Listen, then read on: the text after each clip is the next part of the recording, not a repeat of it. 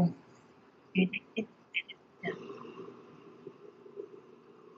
Laquelle est-elle? C'est une bonne émotion de plénitude, de joie, de réconfort, de ne pas savoir sentir seul. Oui. Elle me tient la main droite et c'est une énergie féminine. Ah, c'est bon. Oh, super. Prenez. Et Oui. elle est comme à genoux à côté de moi. Oui. C'est agréable. J'ai des frissons partout. Super. Prenez le temps de ressentir cette belle émotion-là,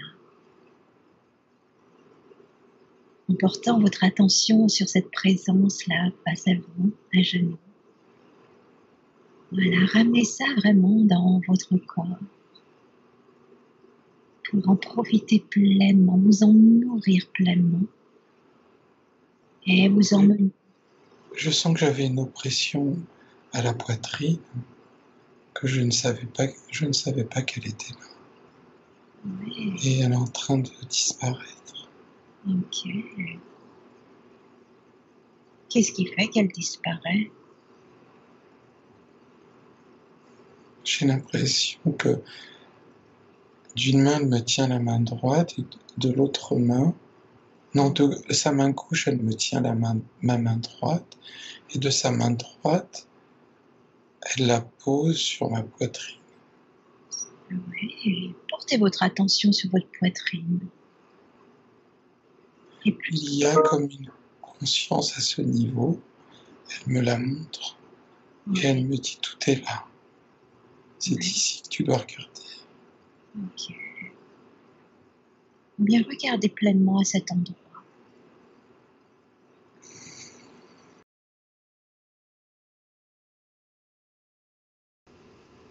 Et c'est comme si ma poitrine s'était ouverte et que je regardais un corps en autopsie. C'est-à-dire qu'on a ouvert ma poitrine pour que je puisse voir. Oui. Et je regarde, et ça tourne, Mhm. et ça me dit, c'est ton centre d'énergie. Regarde-le, c'est important.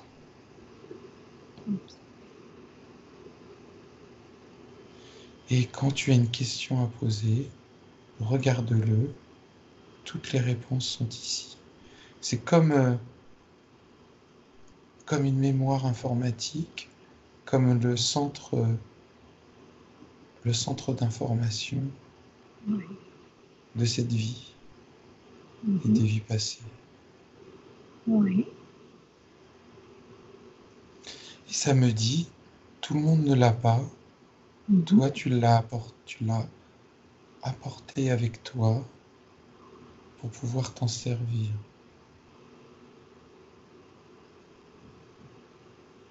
C'est comme si tu avais apporté une partie de cette bibliothèque, un enregistrement pour que tu puisses t'y plonger, parce que des fois, tu ne pourras pas te connecter.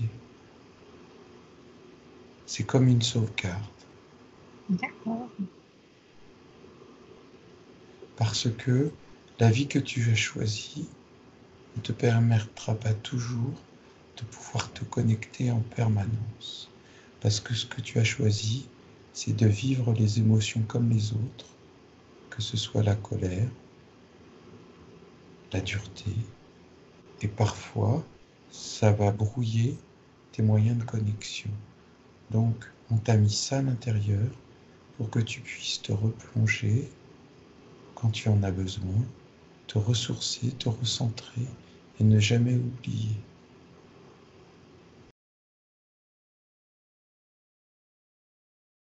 Et c'est pour ça que le virus est là. En fait, le virus, c'est pour faire prendre conscience à l'humanité, à tous ceux qui n'ont pas voulu changer quand on leur a dit que des choses se préparent. Un autre plan de conscience arrive. Et il faut que tout le monde soit prêt. Et ceux qui ne sont pas prêts retournent de l'autre côté. Le virus a cette mission. Il fallait arrêter les choses. pas de façon négative, mais simplement montrer que l'insignifiant, le plus petit que soit, peut modifier tout ce qui est établi, rebattre les cartes, tout changer. C'est important que les gens comprennent que rien n'est déterminé, que rien n'est indispensable et que rien n'est permanent. Tout peut changer. Et c'est important de savoir ça parce que on vit intensément les choses quand on a ces notions-là, quand on sait que les choses peuvent changer rapidement. Du coup, on vit plus intensément le moment présent.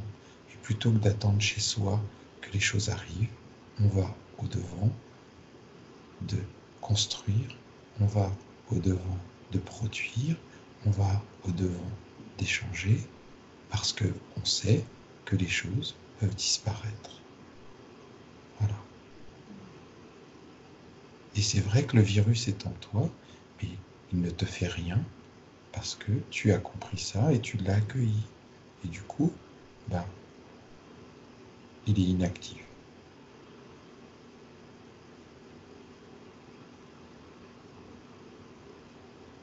Et j'entendais Mia là aussi, mais elle, pareil, ça ne fait rien. Tout le monde l'a, ce virus. C'est important que tout le monde l'ait, que tout le monde comprenne. Il est rentré dans tout le monde. Mais pour ceux qui ont compris, ça ne fait rien. Et pour ceux qui n'ont pas compris, il fait changer les choses. Il ne faut pas le voir de façon négative. C'est ce que tu dois expliquer aux gens.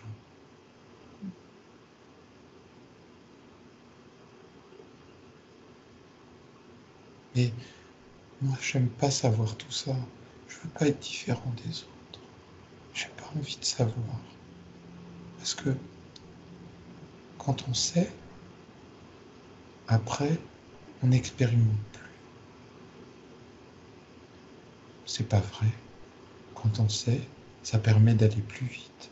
Ça permet de faire l'essentiel, ce qui est important. Quand on expérimente, parfois on se trompe, on essaye, on se perd, on oublie. C'est comme ça que l'homme oublie. Alors que si tu sais, tu vas directement vers ce qui est important. Et du coup, tu vas beaucoup plus vite. Et du coup, tu aides beaucoup plus de gens. Et du coup, tu es plus heureux. Et du coup, tu es plus en harmonie avec toi-même. Et du coup, les gens t'acceptent mieux. Et du coup, le monde change. C'est ce que tu dois comprendre. Hein? D'accord.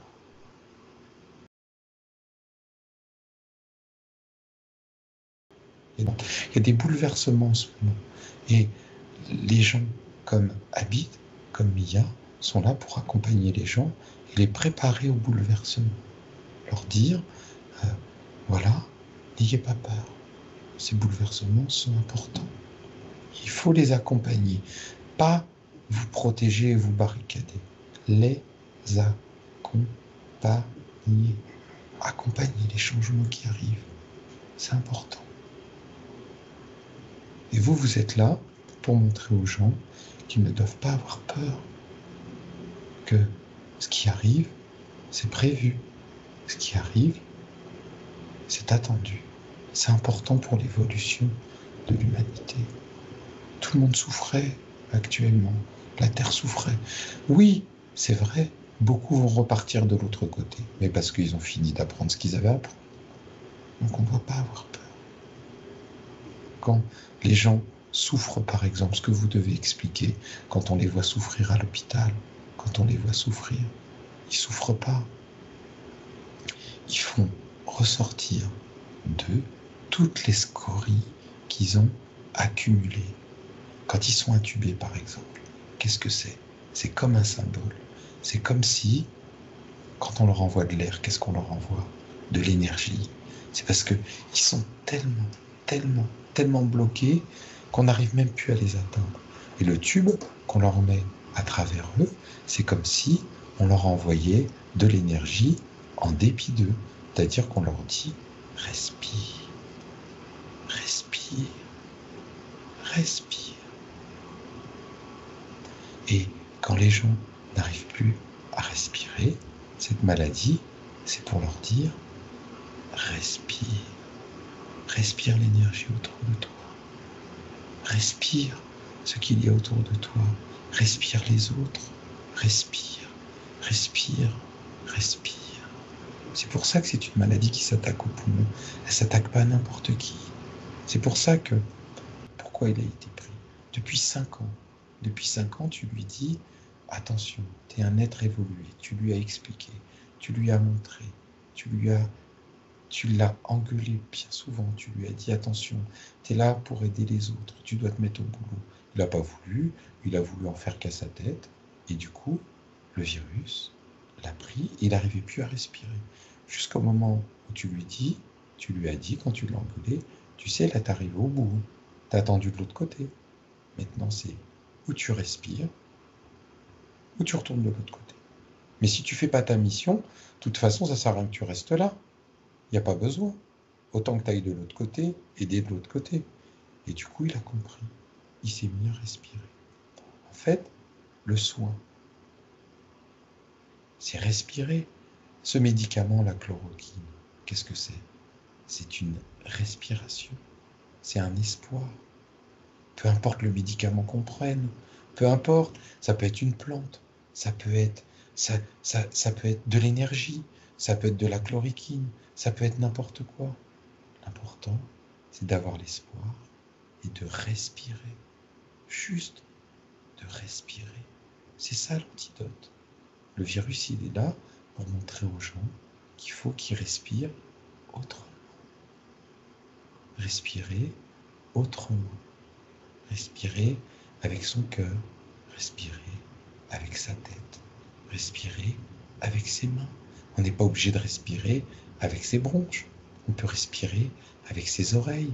On peut respirer avec son cerveau. On peut respirer avec ses yeux. On peut respirer avec ses pieds. L'important, c'est de respirer. Vous comprenez pourquoi c'est une maladie respiratoire? Il faut respirer. C'est ce que vous devez expliquer avec les gens. Les gens doivent rester confinés chez eux. Pourquoi? Pour ouvrir leur esprit, pour respirer avec leur esprit, pour respirer avec leur cœur, pour respirer avec leurs oreilles, pour respirer avec leur famille, pour respirer avec eux-mêmes, pour respirer avec l'univers. Parce que quand on est confiné chez soi, qu'est-ce que c'est? On se recentre, on écoute et on se tourne vers les autres. C'est important.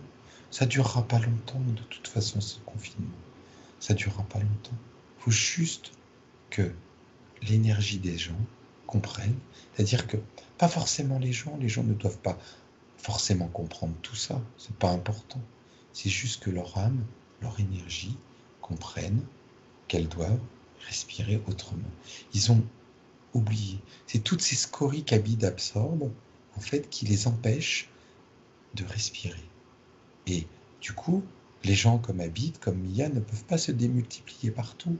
Du coup, il y a ce virus qui est là et qui leur permet d'apprendre à respirer, simplement.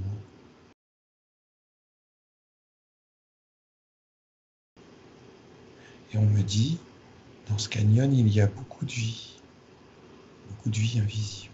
C'est comme une porte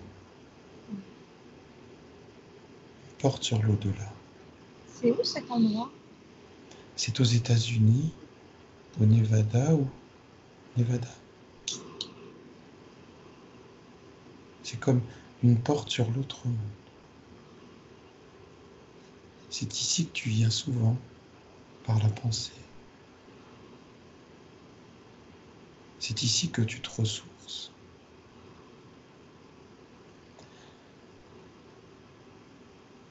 C'est ici que, jadis, l'énergie passait.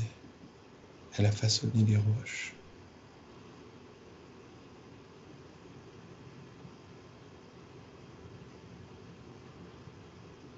C'est ici, jadis,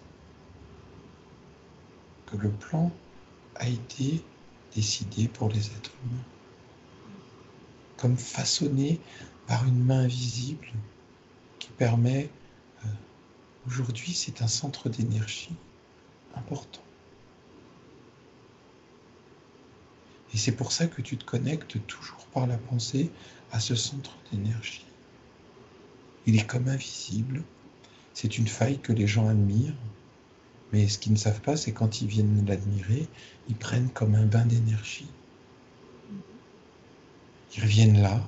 Ils vont souvent là parce qu'ils sont déjà venus dans des vies passées. Ils ont, en tant qu'entité, ils se sont déjà... Et ils ne savent pas pourquoi ils viennent là. Mais c'est parce que ça leur rappelle. Et ils ont besoin de se recharger, et ils viennent là. Sur la Terre, il y a beaucoup d'endroits comme ça. Des endroits que vous appelez pèlerinage. Mais en fait, ce sont des centres d'énergie sur lesquels les corps viennent, se rechargent en énergie. Ils n'en sont pas conscients, mais c'est pour se recharger, pour pouvoir continuer. Et c'est pour ça que souvent, quand on est dans la peine, on retourne dans ces endroits. On pense que c'est pour vénérer une divinité, mais c'est pas vrai. En fait, le lieu n'est pas ce qu'on fixe, c'est pas l'endroit, c'est pas l'église, c'est pas la grotte, ce n'est pas tout ça. Tout se passe sous la terre. Ce sont des centres d'énergie qui ressourcent. C'est pour ça que les gens se sentent transportés. En fait, ils ont l'impression d'être connectés à Dieu, ils sont simplement connectés à la terre, qui les nourrit.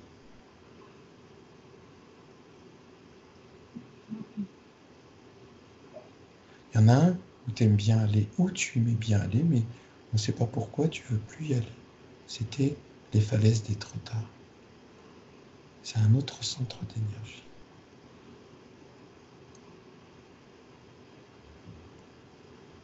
C'est dommage, quand tu y allais, ça te ressourçait, et tu y allais à chaque moment important de ta vie. Tu ne comprenais pas, mais tu y allais parce que tu avais besoin de cette énergie importante. Quand tu y allais, c'était comme un boomerang, comme un bing-bang. Et tu as arrêté d'y aller parce que tu as oublié. Et il y en a partout de ces centres d'énergie. Il y a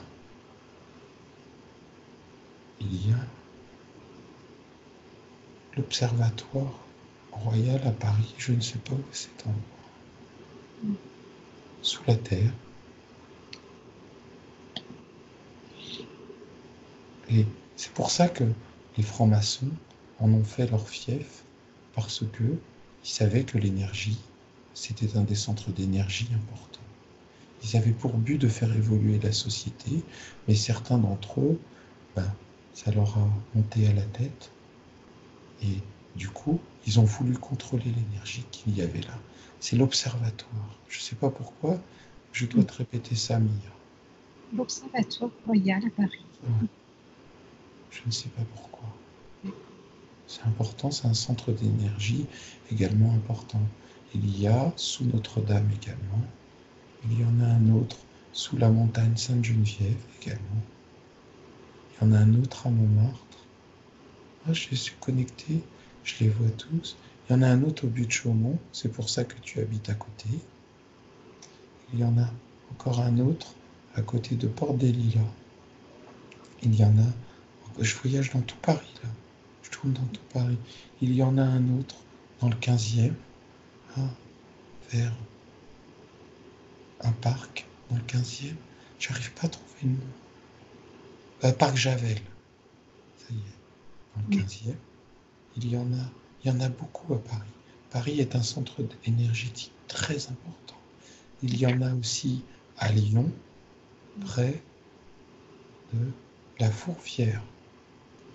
J'entends Fourvière. C'est un gros centre d'énergie important. Il y en a un autre. C'est une rue en centre-ville à Lyon. Je ressens comme Catherine. Une rue Catherine, Sainte-Catherine. ou Catherine 2. Catherine 2. Catherine de Médicis, ça existe? Je ne sais pas. Sûrement. Catherine de Médicis, je ne sais pas. Catherine de Russie, c'est Catherine 2. Et dans cette rue coule aussi l'énergie. Et tu dois le dire à Mia.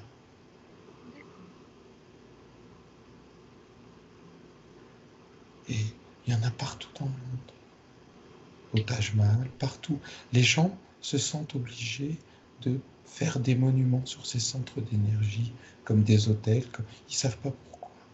Mais c'est parce que simplement ce sont des centres d'énergie utiles à la Terre, utiles à l'homme. Tu avais cette connaissance avant. Tu étais un bâtisseur. Je me vois revenir en Égypte. Et je faisais des plans, j'étais comme un architecte.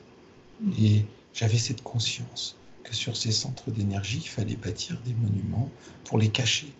Parce que dire aux gens de venir prier, ou en tout cas se ressourcer sur cette terre, ils n'auraient rien compris. Du coup, de faire semblant, de leur dire, oh, venez honorer ce monument, venez être bénis par ce Dieu. Et du coup, ils ne se posaient plus de questions et ils venaient. Alors du coup, on a décidé de faire ça. Et ça marche bien. L'important, c'est que quand on vient se réincarner, c'est que, comme dans une station-service, on vienne parfois se recharger en énergie. C'est très important. Parce que sinon, si on ne le fait pas, les corps se meurent. Et les corps ont une durée limitée, pas comme les consciences. Et du coup, on vous envoie sur ces centres d'énergie pour que vous reboostiez votre corps.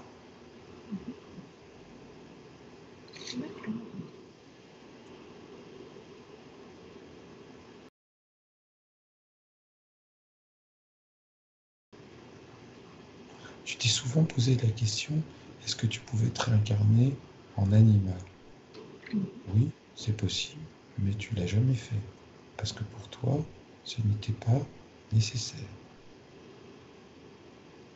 Eux, les animaux aussi, ont une énergie, mais sur un autre plan, une autre dimension. C'est pas nécessaire que tu te réincarnes en animal.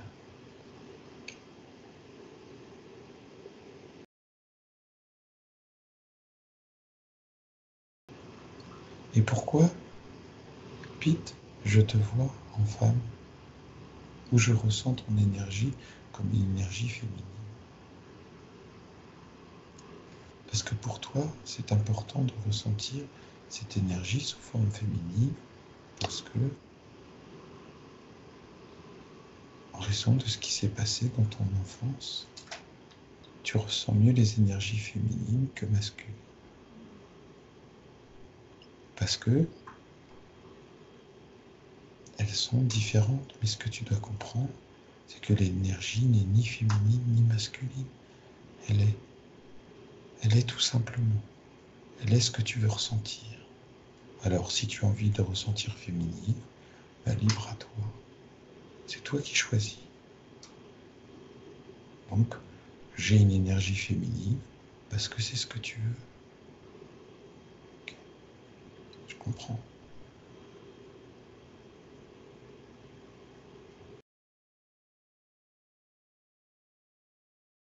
Mais est-ce que vraiment tu as besoin de connaître tout ça? Parce que tu le sais. Tout ça, tu le sais. Mia avait raison tout à l'heure. Elle ne voulait pas te faire rentrer en état d'hypnose parce qu'elle a bien vu que tu savais qu'il suffisait juste de parler pour te souvenir, mais tu savais déjà tout. En fait, tu fais semblant encore de vouloir être comme les autres, de dire j'ai besoin d'être en état d'hypnose pour savoir les choses. Et tu les sais. T'as juste à mettre ta main sur ta poitrine et tu sauras. connectes. C'est pour ça que tu le fais souvent. Tu t'en rends pas compte, mais tu mets souvent ta main sur ta poitrine quand tu as une question. Et c'est comme si tu te connectais à ta banque de savoir. Tu n'as pas besoin de faire comme Mia, d'être en contact, parce que ton énergie est différente. Et c'est pour ça que tu es parti, parce que tu as une énergie un peu, parfois, difficile.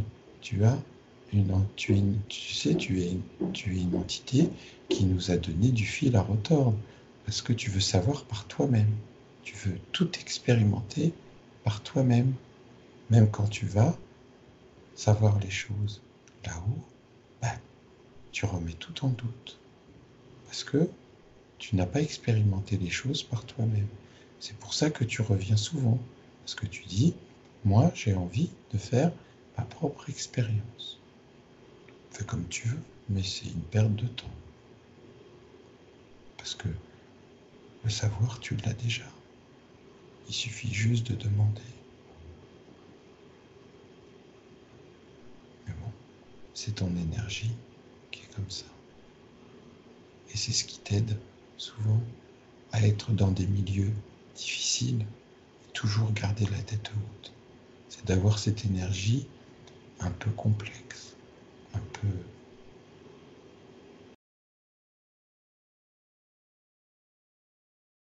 Et le fait que tu ne sois sûr de rien te permet souvent de trouver la bonne réponse.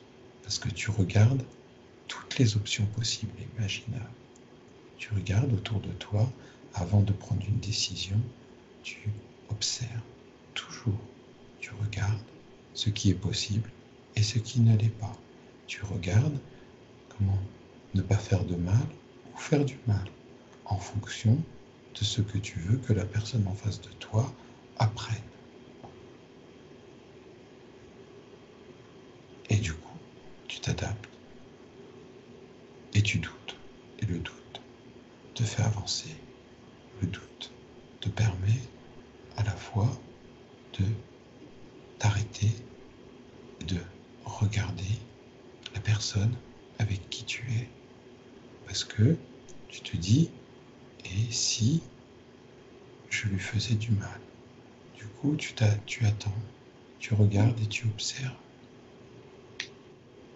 Et puis, quand c'est le moment de prendre la décision, tu avances. C'est pour ça que te faire retourner dans tes vies passées peut être intéressant. Mais est-ce que tu en as besoin? Est-ce que vraiment tu en as besoin?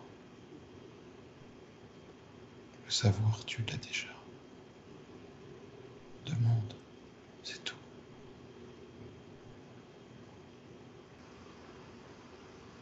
Et puis, je remercie Mia d'avoir permis cette connexion. C'était important parce que Abid, il voulait toujours pas nous écouter toujours. En fait, Abid, ce qu'il faisait des fois, c'était pense à autre chose. Il bloquait les émissions. Oui, il m'a dit qu'il en avait peur, même. Oui, parce qu'il voulait pas entendre. Pourquoi? Parce qu'il s'est dit, oh, c'est facile de bloquer les émissions, de s'amuser. Ah bah allez, je prends un break. Je vais m'amuser, je vais vivre tout seul. Je prends un break. Allez hop. Et puis, ils vont peut-être pas s'en rendre compte de l'autre côté, parce que si les émissions sont bloquées, ils ne verront pas. C'est comme quand on prend pas son téléphone, et puis comme ça, les gens ne savent pas où on est. Et ben, Habit, ça marche pas comme ça. Ça marche pas comme ça. On est tous liés constamment, tout le temps.